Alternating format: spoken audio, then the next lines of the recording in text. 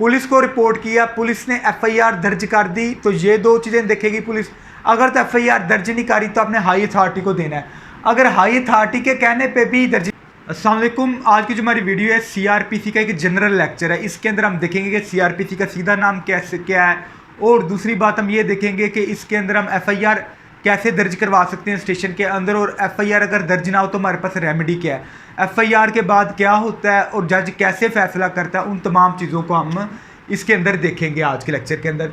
सबसे पहली चीज़ हम देखते हैं सीआरपीसी का नाम। सीआरपीसी का सीधा नाम के अगर आपको एमसीक्यूज आ जाए तो सीआरपीसी का जो सीधा नाम आपने लगाना है कोड ऑफ क्रिमिनल प्रोसीजर है। Code of CR mean criminal, आगे जहाँ भी मैं लिखूंगा वहाँ सीआर लिखूंगा क्रिमिनल को, और प्रोसीजर। अगर आपको एमसीक्यूज आ जाए कि सीआरपीसी का जो एब्रीवेशन किस चीज़ का है, क्रिमिनल प्रोसीजर जिसे हम आमतौर पे कहते हैं, कोड का है या कोड ऑफ क्रिमिनल प्रोसीजर का, या बोथ ए एंड बी है, तो आपने हमेशा किसको सिलेक्ट करना है, only code of criminal procedure को। ये एक मार्क्स का अक्सर गैट में भी क्वेश्चन आ जाता है। आगे सीआरपीसी को 9 पार्ट्स के अंदर डिवाइड किया गया है। ये एक एमसीक्यूज बन सकते हैं सीबीआरपीसी के कितने पार्ट्स हैं, तो हमें पता चल के सीआरपीसी के पार्ट्स हैं 9 पार्ट्स हैं। अगली बात आ गई सीआरपीसी के चैप्टर कितने हैं। सीआरपीसी के चैप्टर हैं 46 चैप्टर्स हैं। सीआरपीसी के 565 565 ये इसके क्या है, सेक्शंस हैं। ये आपके कितने एमसीक्यूज बन गए, 3 एमसीक्यूज ये बन गए। अब इससे आगे एक एमसीक्यूज बन सकता है कि इसके स्केजुअल कितने हैं, जिसे हम शेड्यूल भी कह देते हैं, बाज़ का स्केजुअल भी कह देते हैं। तो याद रखेंगे सीआरपीसी के अंदर 5 स्केजुअल है, 5 शेड्यूल है, जिसके अंदर शेड्यूल नंबर जो 2 है ये मोस्ट इंपॉर्टेंट है, बहुत ज़्यादा इंपॉर्टेंट है। तो सीआरपीसी को पढ़ाने के 2 तरीके होते हैं। एक होती है प्रैक्टिस के, प्रैक्टिकल कैसे कोर्ट के अंदर सीआरपीसी इंप्लीमेंट हो रही है, और दूसरा तरीका है इसका बुक का। तो ठंडे होकर रहें, तो आपको इंशाल्लाह ताला दोनों तरीके से मैं पढ़ाऊंगा। सबसे पहले प्रैक्टिस का तरीका ये होता है कि जिससे हम सामने अदालत के अंदर कैसे केस आ रहा है, कैसे उसको हैंडल किया जाए, डील किया जाए, और कौन सी जो प्रोविजंस है सीआरपीसी की वो इफ़ेक्टिव है। तो इसके अंदर अमूमन ये होता है कि जो इम्पोर्टेंट चीज़ें हैं वो छोड़ दी जाती हैं प्रैक्टिस के अंदर, क्योंकि जारी बात है कुछ जो बातें हैं वो एग्ज़ाम पॉइंट ऑफ व्यू से इम्पोर्टेंट है, पर उसकी जुड़ी जो आपका प्रैक्टिस के पॉइंट ऑफ व्यू से वो उनका कोई फ़ायदा ही नहीं है। तो जो बुक है, बुक के अंदर आपको 1 से लेकर 565 सेक्शन पढ़ने पड़ते हैं।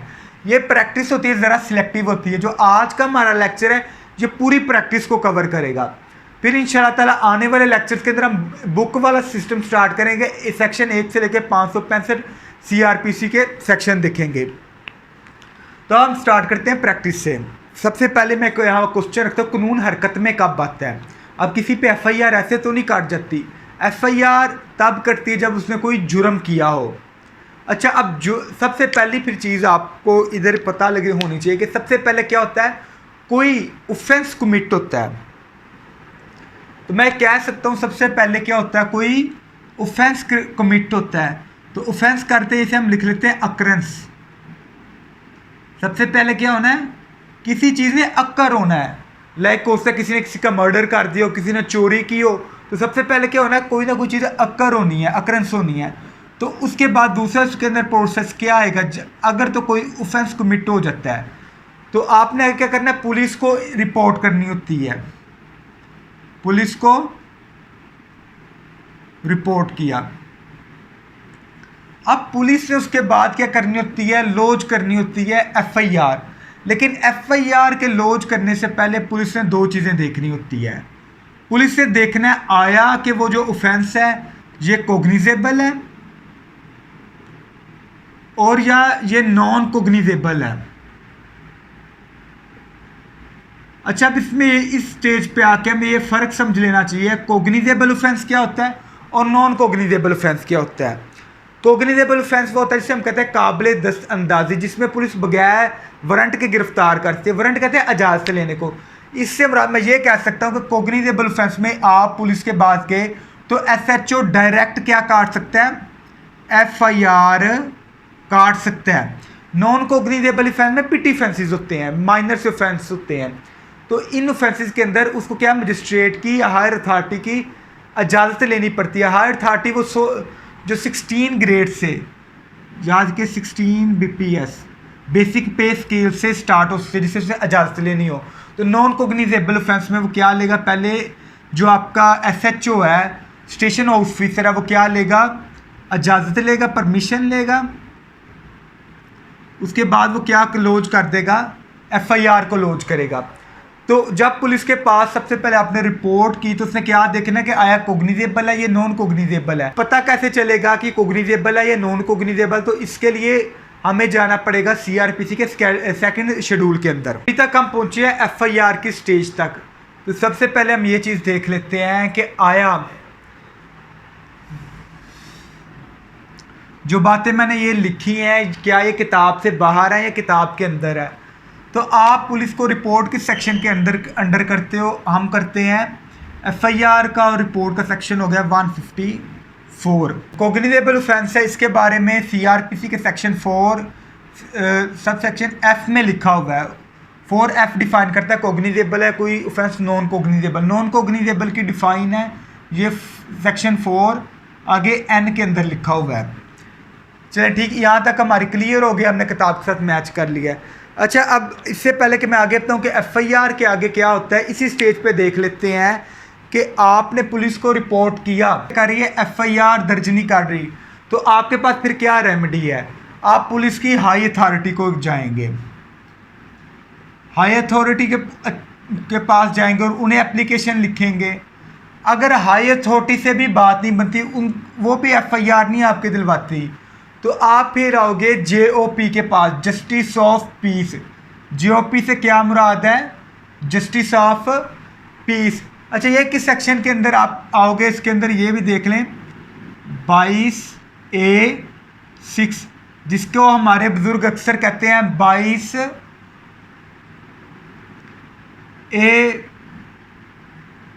22B की पिटीशन जिसे कहते हैं, वो पिटीशन फाइल करोगे। अगर FIR दर्ज नहीं होती तो आप जस्टिस ऑफ पीस के पास जाएंगे। 22A6 आगे सेक्शन 1 में नॉन रजिस्ट्रेशन ऑफ FIR का आप देंगे। JOP इंक्वायरी लिखवाएगा, JOP इंक्वायरी करेगा कि पुलिस को बुलाएगा कि कमेंट करो क्यों नहीं आप FIR करें, और आर्डर दे सकता है डायरेक्शन के जाके क्या करो, FIR करो। अच्छा, इधर मैं आपको एक और बात, तो अगर आपकी इस प्रोसेस में भी आपकी FIR नहीं होती तो अगला आपके पास क्या होता है कि आप प्राइवेट कंप्लेंट फाइल कर सकते हो। क्या फाइल कर सकते हो, प्राइवेट कंप्लेंट, जिसे उर्दू में क्या कहते हैं, इस्तगासा। आप इस्तगासा फाइल कर सकते हो। इस्तगासा ऐसी चीज़ है जो कि फाइल होनी है। बेशक आप JOP के बाद हाई कोर्ट गए, हाई कोर्ट के बाद सुप्रीम कोर्ट से रिजेक्ट हो गए, लेकिन आप प्राइवेट कंप्लेंट का आपके पास फिर भी अख्तियार रहता है। अब आपने प्राइवेट कंप्लेंट कर दी तो फिर कोर्ट इंक्वायरी करेगी, कोर्ट बुलाएगी, और ये ऑन ओथ होती है। चले अब आगे देखते हैं हम। FIR के बाद दो कहानियां स्टार्ट होती हैं, बेल की और अरेस्ट की। कहते हैं पोस्ट अरेस्ट बेल और उसे कहते हैं प्री। अच्छा, बातें दो हैं। अगर किसी के खिलाफ FIR दर्ज हो गई है तो मोस्ट प्रोबेबल उसे पुलिस ने पकड़ लिया है। अगर तो उसे पुलिस ने पकड़ लिया है तो पोस्ट अरेस्ट बेल फाइल करेगा, अदालत में जाएगा और वो लिखेगा अदालत में पोस्ट अरेस्ट बेल जो है। बेल के जो हमारे सेक्शन है वो 496, 497, 498। अच्छा, अगर तो पुलिस ने उसे पकड़ लिया तो वो अदालत में जाके पोस्ट अरेस्ट बेल आप रखोगे।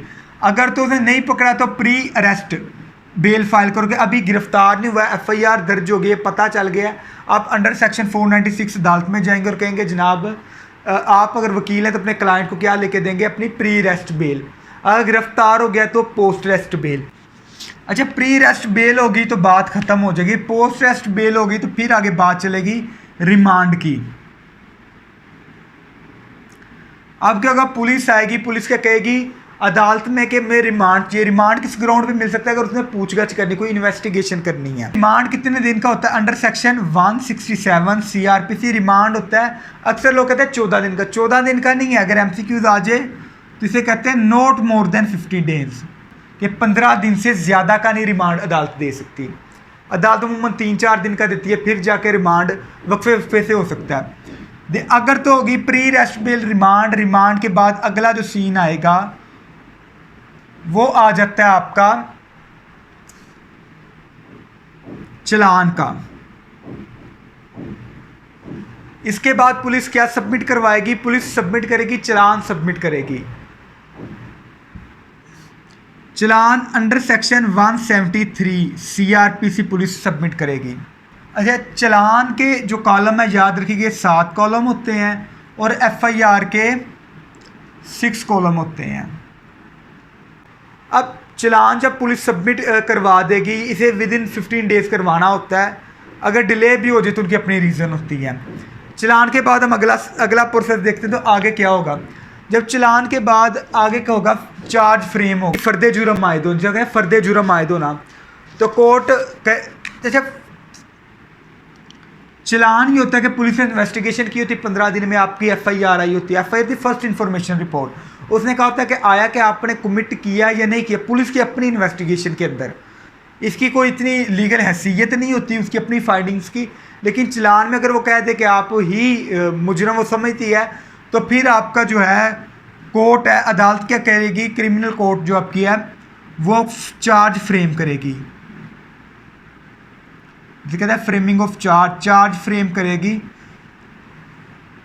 अच्छा, चार्ज जो फ्रेम है उसके अंदर कहेगी कि आपको कोर्ट मुजरम को क्वेश्चन करती है कि ये जो तुम पे इल्ज़ामात लगे हैं, मिसाल 302 लगी, जज पूछेगा क्या तुम अपना जुर्म कबूल करते हो? अगर तो वो कर ले तो उसे कहते हैं कन्फेशन हो गई है। तो अख्तियार कोर्ट के पास है, चाहे तो उसको कन्फेशन के ऊपर उसको क्या कर दे? सज़ा कर दे, नहीं तो आगे प्रोसिक्यूशन को कहते जाके एविडेंस लेके हो। अगर तो बंदा कहता है कि मैं जो चार्जेस है इसे एक्सेप्ट नहीं करता, कि मैं कबूल नहीं करता कि मैंने ये जुर्म किया है, तो अदालत प्रोसिक्यूशन को कहेगी कि आप एविडेंस लेके हो। तो चार्ज फ्रेम के बाद क्या होता है? ट्रायल स्टार्ट होता है। ट्रायल में बेसिकली क्या होता है कि एविडेंस आती है। ट्रायल के अंदर एविडेंस नहीं आना होता है। देख लेते हैं जो फ्रेमिंग और चार्ज या फ्रेम है इनके सेक्शन कौन से। अब यहाँ जगह भी पूरी बची, चलो इधर लिख लेते हैं।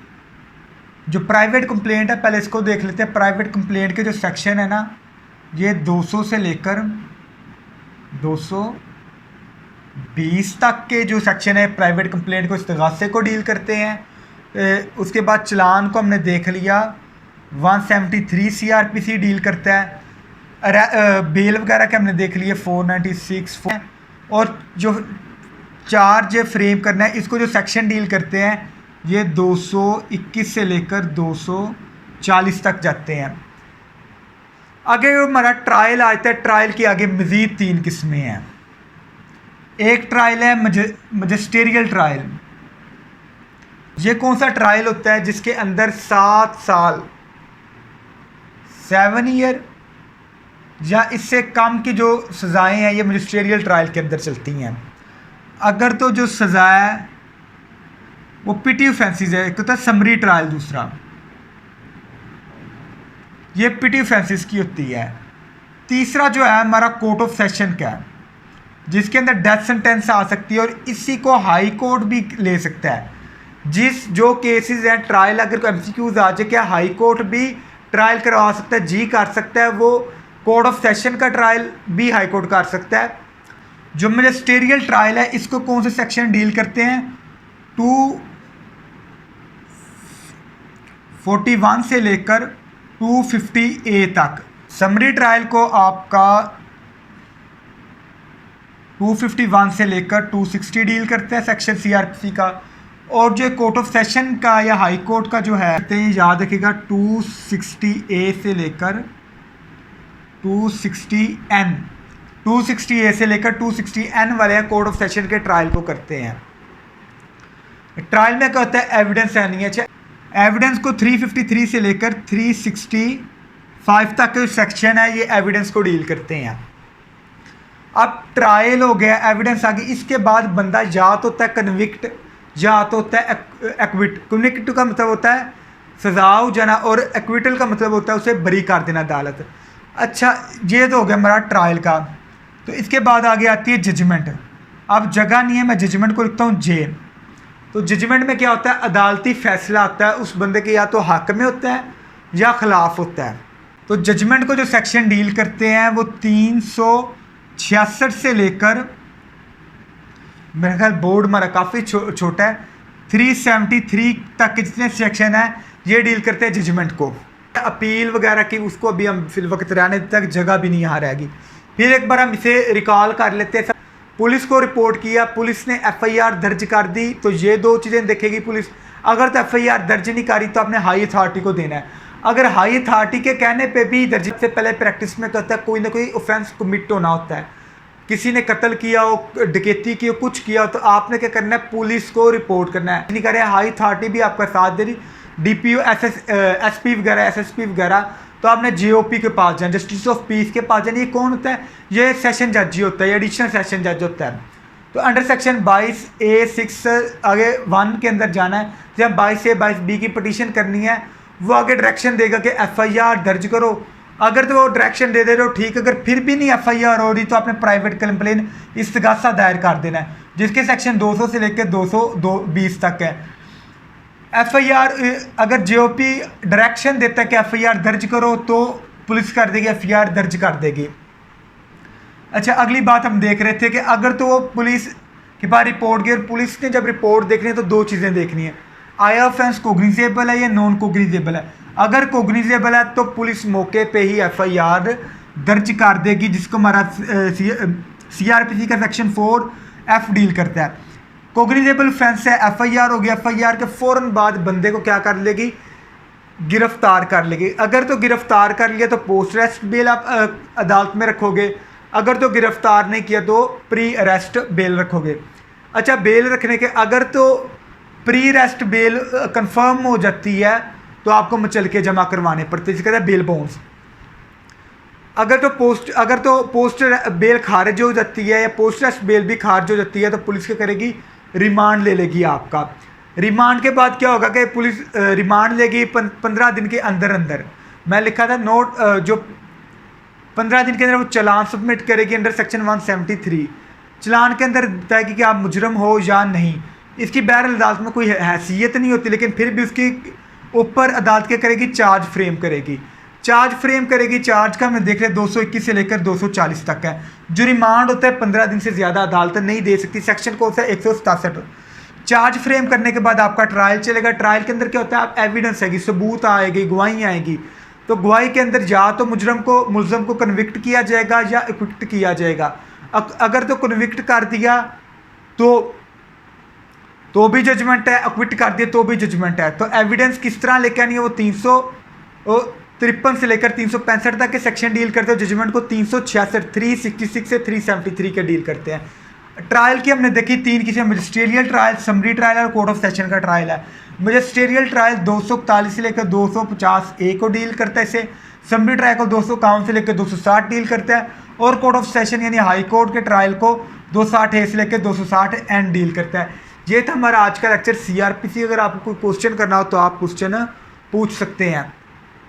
चैनल को लाजमी सब्सक्राइब कर दिए, बड़ी मेहनत लगती है, और मैं अपने उस्तादों का शुक्रिया अदा कर जिन उस्तादों ने हमें ये पढ़ाया।